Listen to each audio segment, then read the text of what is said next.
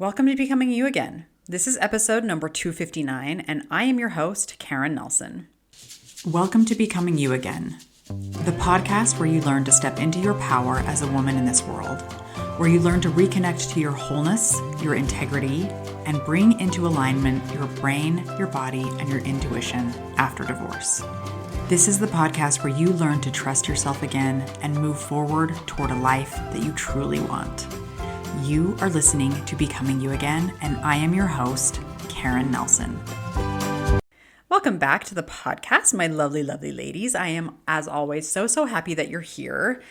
Today's podcast, I think, is going to be a little more fun for me, maybe not for you, but I think it will be fun. I think it will be interesting because I am going to be talking more today about history a little bit, which is me. I think that probably most of you don't know this about me, but I actually went to university. I went to Brigham Young University, which is very on trend for when I was a Mormon, because I was still a part of the Mormon faith, the LDS church at that time, when I was going to college. And I went to Brigham Young University, got a degree in history, and I don't actually get to use my degree very much. I actually haven't really used it at all in my adult life after I graduated from college. But I love history, and it's one of the reasons why I decided to get a degree in history. And so today I actually get to use some of my degree just in what we're talking about, which is really just the history of women. In some ways, we're not going all the way back. Don't worry. I'm not taking you back to the beginning of time, but I am going to talk about how feminism has, over the years, given women the power to choose and why this is so important to divorce and being able to choose a divorce. So I'm a little excited about today's episode because I get to use my degree. I get to use this thing and talk about this thing that I really love, and just sharing a little bit more about me and where I come from and sharing it with you. Because that is what this episode is truly all about. It is about choice. It's about your choice. A choice that women before us literally fought for, marched for, sacrificed for you and I to have. That is a big deal in my eyes. So yes, we are talking about feminism. I know that word can feel to some people loaded. It can feel political, and it really is political. Let's be real, okay? Feminism is political. It's a political movement. But that's how we have been given this opportunity to choose, is through laws being passed that see women as more equal, that see women as equal. So stay with me through all of this, because what I'm talking about is the story of how women like you and me got the right to have a voice in our own lives. And again, going back to this idea that one of the most profound places that plays out is in whether you choose to stay married or choose to leave. So we're going to start here. The fact that you're even thinking about divorce, or that you've already made the decision to leave your marriage, means that you are living in a moment in history that women before you could only dream of. Maybe even someone in your family, like maybe your grandmother, maybe your mother, maybe even farther back. Because it was not that long ago that leaving a marriage simply wasn't an option for most women. And this is true not just legally, not just financially, and not just socially, right? It was not possible. Just for 1 minute, can we sit in the moment and in the weight of this? You have a choice. You have a choice that generations before you did not have. And women over these generations have worked incredibly hard to hand this opportunity and this choice to you, to me. Can we just sit with that and be really grateful to those women who have paved the way before us? Because that to me is incredible. So here's where we get to the history, because I want to walk you through a little bit of the history. I think when we can understand what women before us didn't have, that's when we can feel so much more connected to what we do have now, the freedom and the choice that we do have now. So it wasn't until 1920 that women actually had the right to vote. That was just over 100 years ago. Think about that. It's been within the last 100 years that women in the United States were granted the right to vote with the passage of the 19th Amendment. But here's something that I really want you to be aware of, because it matters. That right to vote was granted to white women like me, Black and brown women, Indigenous women. They were still legally blocked from voting in most of the country. And that came through poll taxes, that came through literacy tests, or just literal outright intimidation at polls. Like, these were real deliberate barriers that were designed to silence Black and brown women and Indigenous women from using their voices. And it wasn't until the Voting Rights Act of 1965 that Black and brown women were finally truly protected in their right to vote. I think it's really important that we hold this truth and we speak about it, especially when it comes to women's freedom and women's choice. Because for Black and brown women, this fight has never just been about sexism or patriarchy or misogyny, right? It has always had like an extra layer of racism around that as well. They've had to push against walls for far longer and with far fewer people standing beside them to help them. So the path to being able to choose their own lives has been even harder for even longer. And then their courage in walking it anyway and fighting for the same rights that white women have had for longer is something that I really want to honor, because it's important that we understand for white women, it's been different. We still have more privilege, and we have had more privilege, even though we've fought against the patriarchy and the misogyny and all of that. We have had more privilege for a longer amount of time. And I want to honor the Black and brown women who have had to fight harder and longer and are still fighting that aspect of racism that white women do not have to deal with. So when we talk about women getting the right to vote, we want to tell the full story, right? 1920 was the beginning for white women. It's an important one, but the full realization of that right took another 45 years. But at the same time, we're all pulling on the same thread, which is a belief that women deserve the right to have a voice and to have our voice heard. Women deserve the right to choose. That was one of the first dominoes that fell in terms of like legally protecting our rights to have a voice, right? And it matters for every single one of us.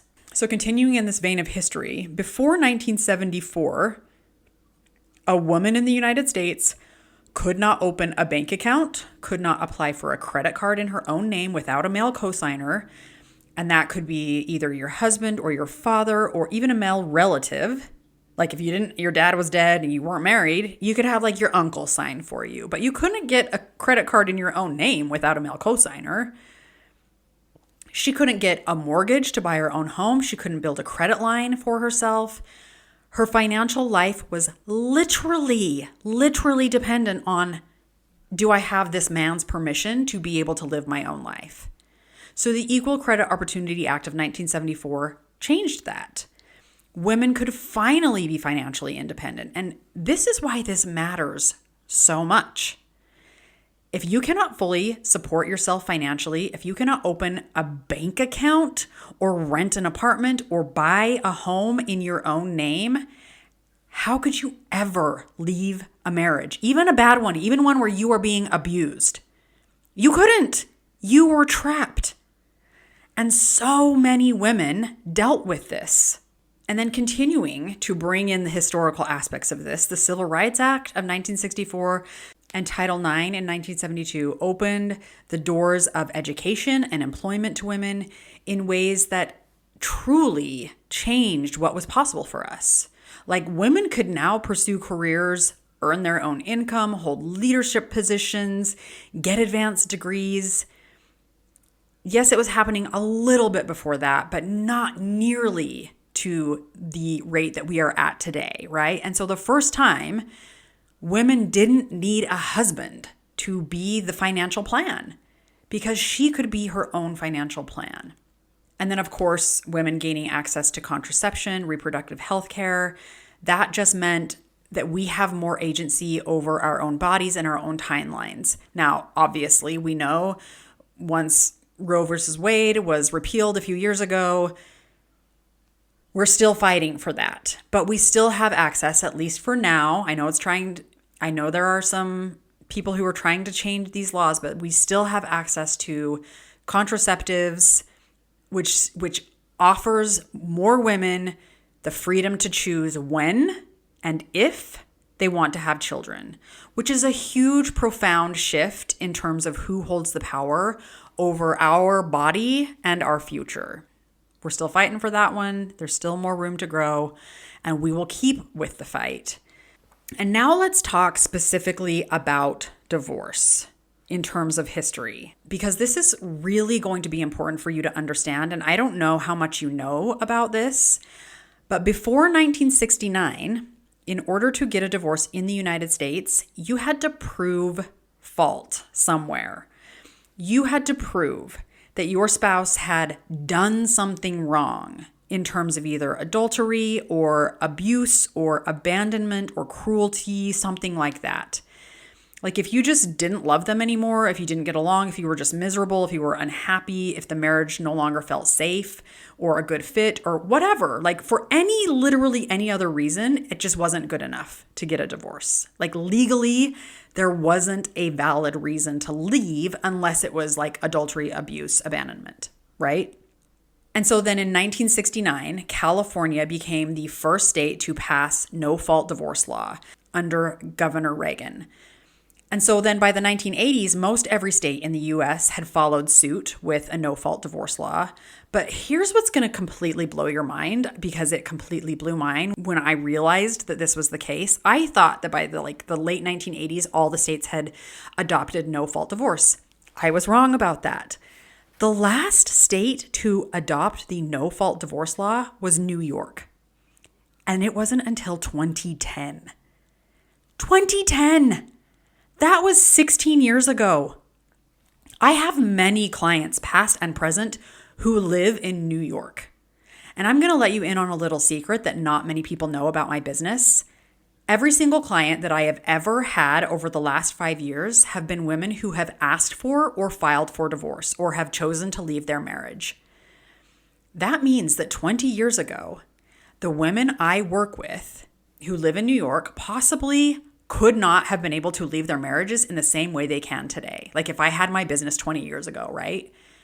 It would not have been the same because the no-fault divorce law was not a thing that New York had adopted until 2010. Blowing my mind. Okay, but let's get back to this. So basically, no-fault divorce means exactly what it sounds like. You don't have to assign blame to someone. You don't have to prove abuse or prove infidelity. Before no-fault divorce, you had to prove it in a court of law. And guess what? You probably guessed this. Your judge was most likely going to be who? A man. Yeah, a man. Because before the 1980s, women judges represented under 5% of the judges throughout the entire United States. So not only did you have to prove that there was abuse or infidelity, but you also had to convince the male judge that it was true and that it was happening. And we know historically that women are not believed, even when we have evidence to support it, right? I mean, we just have to look at the Epstein files and the Diddy trial, where we had massive amounts of evidence against these men, and women are still not believed. And those are two very recent examples. There have been thousands of examples throughout history of women not being believed. So, with the passing of the no-fault divorce law, you can simply say, I don't want to be in this marriage any longer. This marriage is no longer working for me. I'm choosing to leave. I want to pause. I want you to let that sink in.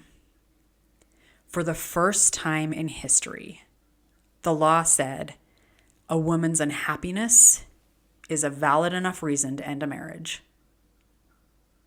Her desire for a different life is enough. She doesn't need to prove that she has been wronged in some way.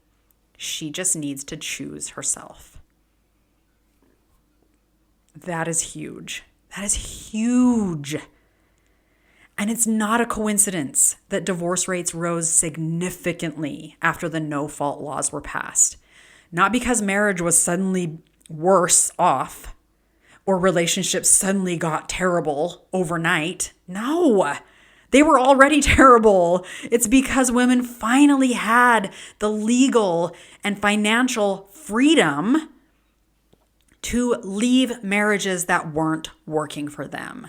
That choice was finally realized for us.